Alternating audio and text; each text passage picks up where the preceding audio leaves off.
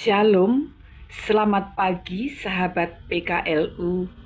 Senang sekali jumpa lagi dalam program saya dan PKLU GPIB membaca Alkitab bersama. Bersama saya Sugiyarti Sinaga, berjemaat di GPIB Immanuel Jakarta.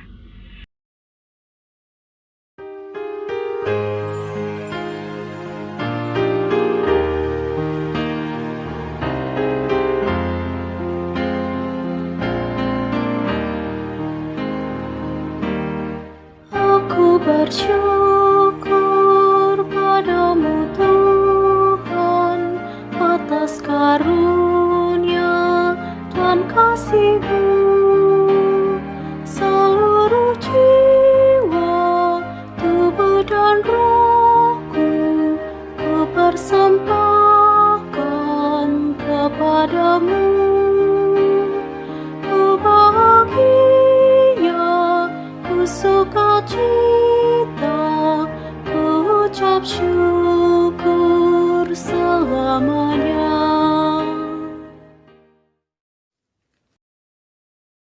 Mari kita berdoa. Ya Tuhan yang kami puji, sembah dan muliakan di dalam Kristus Yesus.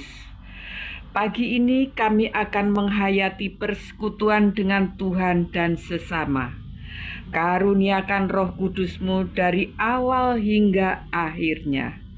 Ampunilah segala kelemahan, kekurangan, bahkan salah dan dosa kami. Dalam Kristus Yesus Tuhan kami berdoa. Amin.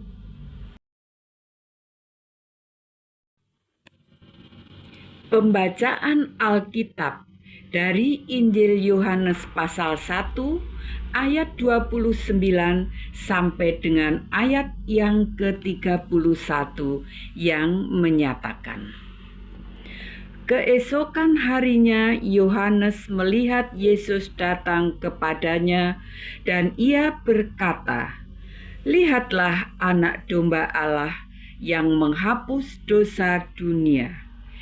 Dialah yang kumaksudkan ketika kukatakan, sesudah aku akan datang seorang yang telah mendahului aku, sebab dia telah ada sebelum aku. Aku pun dulu tidak mengenal dia, tetapi untuk itulah aku datang dan membaptis dengan air, supaya ia dinyatakan kepada Israel." Demikian pembacaan Alkitab. Renungan pagi di bawah tema Sang Anak Domba. Sebagai nats pembimbing dalam renungan pagi ini dari ayat 29b. Lihatlah Anak Domba Allah yang menghapus dosa dunia. Sahabat PKLU yang diberkati Tuhan, selamat Hari Natal. Setiap tanggal 26 Desember, gereja kita merayakan Natal hari kedua. Pada hari ini dilayankan sakramen baptisan. Ada hal yang menarik dalam sejarah seputar perayaan Natal di gereja.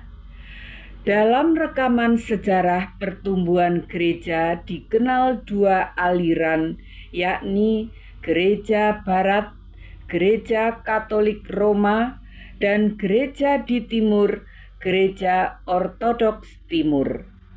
Pada abad keempat, kedua lembaga ini memiliki penetapan yang berbeda tentang kapan merayakan kedatangan Juru Selamat. Gereja Barat berfokus pada hari kelahiran, sekitar tahun 350 Masehi.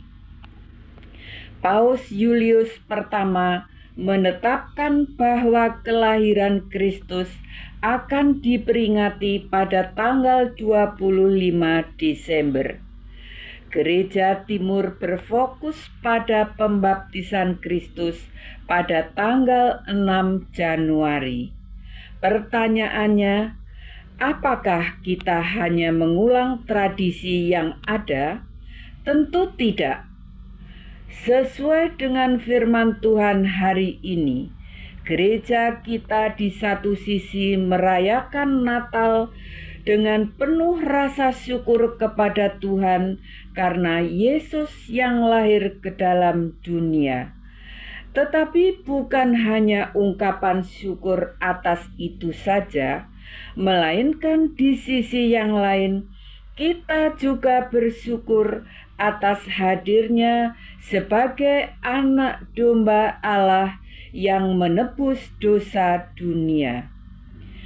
Itu berarti perayaan Natal kita bukan hanya mengulang peristiwa romantis di sekitar kandang domba yang hina dengan seorang bayi mungil berbungkuskan lampin. Akan tetapi kita sekaligus merayakan seluruh karya penebusannya yang telah mengangkat kita menjadi anak-anak Allah. Pada hari ini pun kita bersyukur karena ada sejumlah keluarga yang membawa anak mereka untuk dibaptis. Ketika suatu keluarga menyerahkan anak-anaknya untuk dibaptis, maka anak-anak itu menjadi milik Tuhan, sehingga mereka mendapatkan bagian dari seluruh karya kehidupan Kristus yang kini bertahta di surga. Anak-anak ini menjadi bagian dari persekutuan antara umat dan Kristus. Demikian renungan pagi ini.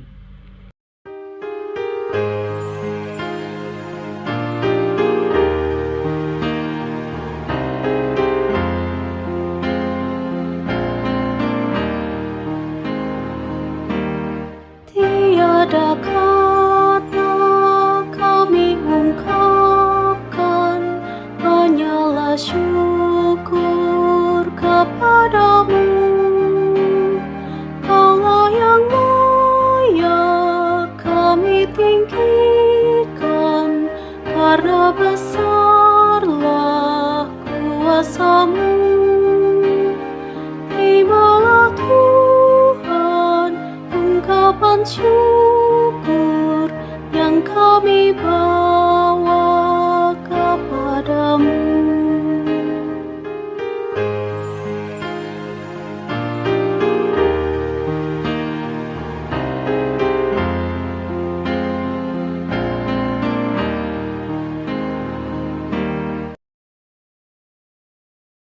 Sahabat PKLU yang dikasihi Tuhan, mari kita berdoa. Terima kasih Tuhan untuk firman-Mu. Kami bersyukur atas kehadiran-Mu dalam setiap keluarga persekutuan kaum lanjut usia. Engkau selamatkan kami dengan kasih-Mu. Kami bersyukur melewati perayaan Natal dalam suasana sukacita, mengalami persekutuan antara umat dan Kristus. Saat ini kami mendoakan Dewan Pelkat PKLU, kiranya Tuhan berikan hikmat dalam melaksanakan tugas dan panggilannya. Bagi seluruh anggota PKLU, kiranya Tuhan berikan kekuatan dan kesehatan serta kebahagiaan dalam menikmati masa tua. Selanjutnya, kami mendoakan anak cucu agar menjalani kehidupan dalam ketaatan dan kesetiaan kepada Tuhan.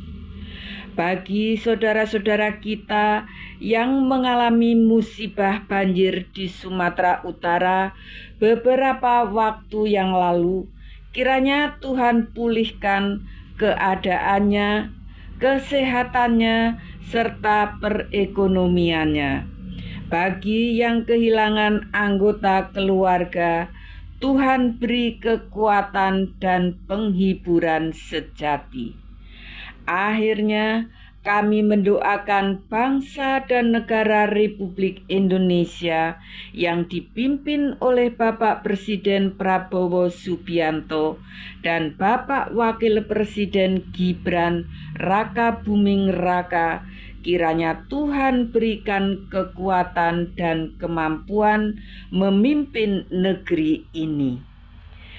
Inilah ungkapan syukur dan doa permohonan yang kami panjatkan kepada Bapa di surga. Amin. Demikian renungan pagi ini. Terima kasih atas perhatian sahabat PKLU. Selamat Hari Natal dan selamat menyambut Tahun Baru 2026.